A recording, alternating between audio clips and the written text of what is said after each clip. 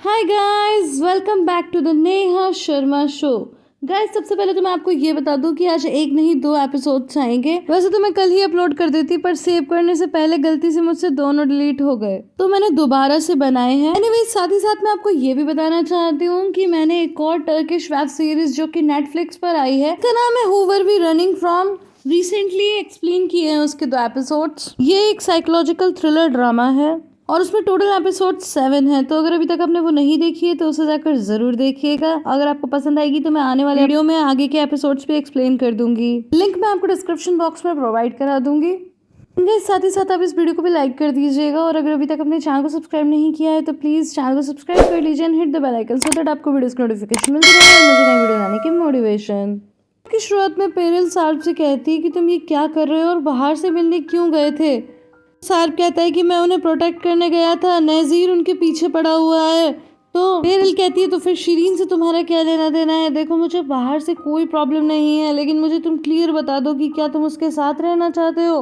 तो सार्प कहता है कि देखो, मैं तुमसे झूठ नहीं बोलूँगा, तुम मेरी सबसे अच्छी दोस्त हो, तो तुम धोखा डिजर्व नहीं करती।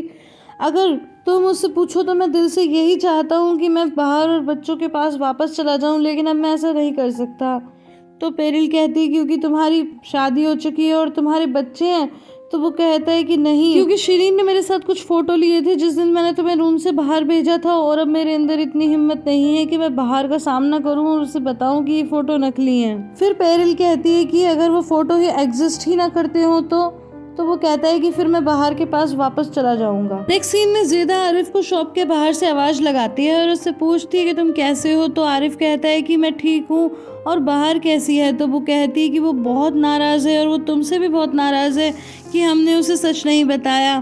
तो आरिफ कहता है ठीक है, फिर रहने दो उसे नाराज़, और चला जाता है। तो ये देखकर ज़ेदा कहती है कि सब लोग बहुत ही वियर्ड बिहेव कर रहे हैं, और फिर वहाँ से चली जाती है। सीन में हम शिरीन को खाना खाते हुए देखते हैं कि तभी उसकी नज़र एक बार फिर से डिशवॉशर वाली जगह पर जाती है और वो घर के सारे झूठे गंदे बर्तन उठाकर उस डिशवॉशर वाली जगह पर रख देती है। खूब हंसती है। नेक्स्ट सीन में हम ज़ेदा को जाले के पास हॉस्पिटल में आता हुआ देखते हैं। तो जाले कहती है मैंने डिसाइड किया है कि तुम्हें एक मौका देना चाहिए, इसलिए मैं तुम्हें 2 हफ्ते के लिए ट्रायल पर रखूंगी, हालांकि मैं इन 2 हफ्तों के लिए भी पे करूंगी।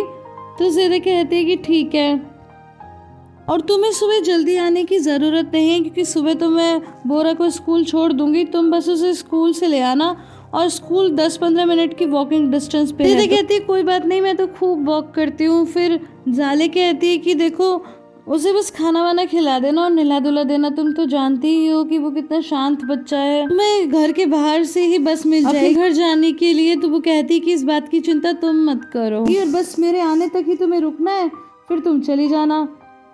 तो ज़ेदा कहती है ठीक है, कोई प्रॉब्लम नहीं है।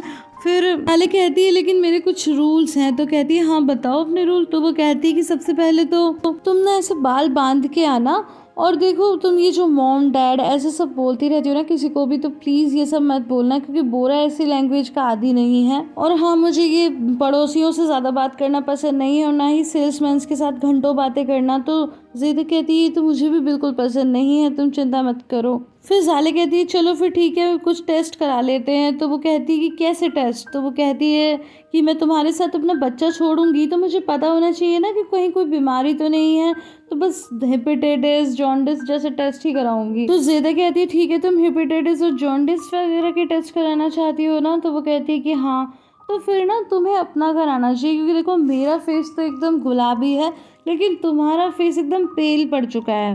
तो जाले कहती है कि चलो चलते हैं टेस्ट के लिए। फिर ज़ेदा कहती है कि वैसे अच्छा भी है, क्योंकि मैं कहाँ ये सब टेस्ट वगैरह कर पाती है, फ्री में मेरे टेस्ट तो हो जाएंगे। नेक्स्ट सीन में मिस्टर यूसुफ आरिफ की शॉप के आगे से जा रहे होते हैं। तो कहता है कि लाओ मेरा रेंट दो। तो वो कहते हैं कि कौन सा रेंट। तो आरिफ बोलता है कि वही जो अनवर भाई ने आपको ज़ेदा और बाहर का किराया दिया था। मिस्टर यूसुफ कहते हैं कि अच्छा वो तो मैंने बैंक में डिपॉजिट कर दिया। तो बोलता है कि ठीक है, आज शाम तक निकलवा के ले आना। तो कहते हैं कि अच्छा, उस लड़की ने तुम्हें निकाल दिया तो अब तुम उसका गुस्सा मेरे ऊपर उतारोगे। तो आरिफ कहता है कि शाम तक पैसे ले आना, मैं कब तक आपके खेलने की आदत से जूझता रहूँगा। और गाइस, यहाँ पे क्या खेलने की बात हो रही है वो तो आप समझ ही गए होंगे। तो इसके बाद आरिफ चला जाता है। तो वैसे ही मिस्टर यूसुफ एक बार फिर से घर की तरफ मुड़ जाते हैं। तो आरिफ पूछते हैं कि अब आप कहाँ जा रहे हो। तो वो कहते हैं कि मैं घर में कुछ भूल गया हूँ, वही लेने जा रहा हूँ। तभी आरिफ को सामने से आज़मी का आदमी आता हुआ दिखता है, तो वो उसे कहता है कि नमस्ते भाई, क्या चाय पीना पसंद करोगे? तो वो कहता है हाँ क्यों नहीं।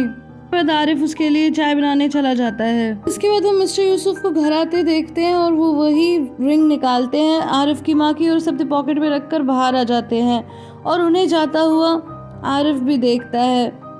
आरिफ उस आदमी से कहता है कि तुम्हें अपने नए घर में कैसा लगा? तो वो कहता है कि हाँ ठीक है।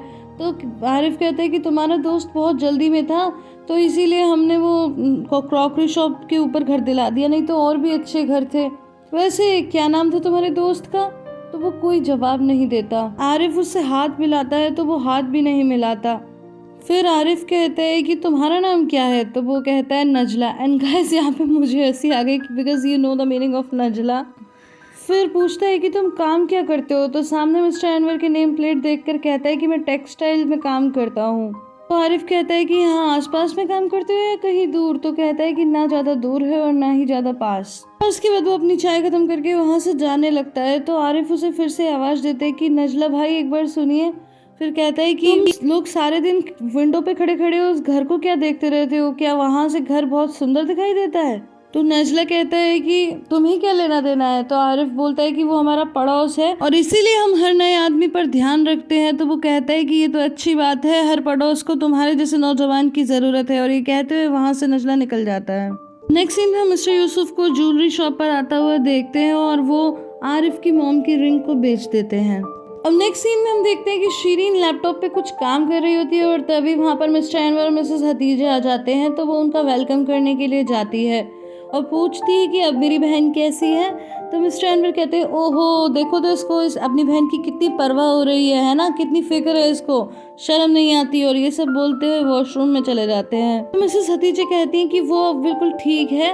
तो इतने में मिस्टर अनवर आ जाते हैं और फिर से वही सब बोलने लगते हैं कि इसको तो बड़ी अपनी बहन की परवाह है, जो कुछ भी इसने किया उसके बाद भी ये सब बोल रही है।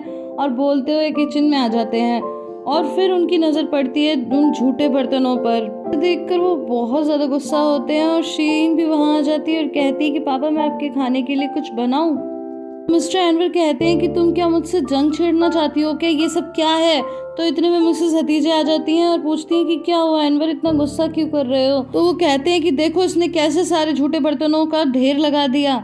तो मिसेस हतीजा कहती हैं कि तुमने क्या किया शीरीन? तो वो कहती है कि अच्छा तो फिर मुझे झूठे बर्तन कहाँ रखने चाहिए थे? डिश वॉशर में, वो तो है नहीं, तो मैं कहाँ रखूं? तो मिस्टर अनवर कहते हैं कि हाँ ये बिल्कुल ठीक कह रही है। और वो सभी झूठे बर्तनों को इकट्ठा करते हैं और शीरीन के रूम की तरफ जाने लगते हैं। अब पहले तो वो उसे शीरीन के बेड पे रख देते हैं, फिर कबर्ड खोलकर सारे के सारे बर्तन शीरीन के कपड़ों पे रख देते हैं। गाइस ये बहुत ही मजेदार सीन था। हतीजा बीच बीच में उन्हें रोकती रहती हैं और तभी शीरीन कहती है कि मैं तो मजाक कर रही थी, आप लोग तो बहुत ही सेंसिटिव हो। तो मिस्टर अनवर कहते हैं कि नहीं अब तो बिल्कुल सही जगह पे हैं बर्तन। उनके जाने के बाद मिसेस हतीजा कहती है कि बेटा तुमने ये क्या किया? तो वो कहती है कि मॉम मुझे क्या पता था कि पापा ये सब करेंगे, मैं तो बस एक मजाक कर रही थी, देखो मेरे सारे कपड़े खराब कर दिए, उन पे दाग लग गया। नेक्स्ट सीन में हम आज़मी को देखते हैं और नज़ला उससे मिलने आता है। तो आज़मी पूछता है कि क्या अपडेट्स हैं? तो वो कहता है कि अभी तो कुछ खास नहीं हो रहा, सब कुछ उस घर में स्मूथ ही जा रहा है। तो आज़मी कहता है कि क्या कुछ ऐसा है जो तुम मुझे बताना चाहते हो? तो वो कहता है कि हाँ वो कॉफी शॉप वाला जरूर अवेयर हो गया है और वो हमारे पीछे पड़ गया है, शायद उसे शक है कि उस लेडी के घर पर नजर रख रहे हैं। तो आज़मी कहता है कि ठीक है फिर तुम थोड़ा सा ध्यान रखो, क्योंकि अगर वो अवेयर हो गया तो फिर हमें उसे सुलाना पड़ेगा और कोई रास्ता नहीं है। गाइस आई होप आपको ये वीडियो पसंद आई होगी। अगर पसंद आई है तो इसे लाइक शेयर एंड कमेंट करना बिल्कुल भी ना भूलें। फिर मिलती हूँ अगले वीडियो में, तब तक के लिए bye bye and take care.